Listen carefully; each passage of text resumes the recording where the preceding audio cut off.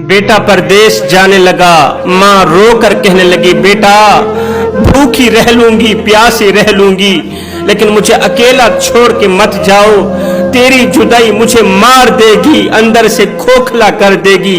कहा, माँ अगर परदेश नहीं जाऊंगा तो बड़ी बहन की शादी कैसे करेंगे? जालिम मुआशरा तो जहेज के बगैर हवा की बेटी को कबूल ही नहीं करता, और परदेश जाने पर छोटे भाइयों की जिंदगी बन जाएगी, छोटे भाइयों का मुस्तकबिल अच्छा बन जाएगा। अब बेटे ने दूसरे मुल्क जाकर खूब मेहनत की।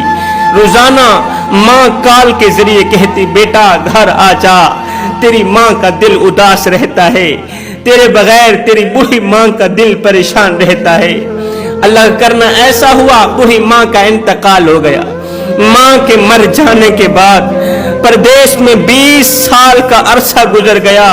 बीवी बच्चों के होने के बावजूद भी कान वो जुमले सुनने को तरसते हैं, कान वो जुमले सुनने को तरसते हैं कि घर आ जाओ, तुम्हारे बगैर हमारा दिल परेशान रहता है, दिल उदास रहता है। ओ भाई, माँ बाप के बगैर कोई किसी के लिए नहीं रोता, कोई नहीं कहता तुम्हारे बगैर हमारा जी नहीं लगता, तुम्हारे बगैर हमारा दिल परेशान रहता है। जवानों, हाथ जोड़ के अर्जी कर रहा हूँ, जिंदगी में कभी भूल कर भी बूढ़े माँ बाप के आगे ऊंची आवाज में बात मत करना, बूढ़े माँ बाप के आगे ऊंची आवाज में बात मत करना, क्योंकि जिस दिन ये खामोश हो गए उस दिन तुम इनकी आवाज सुनने को तरसोगे।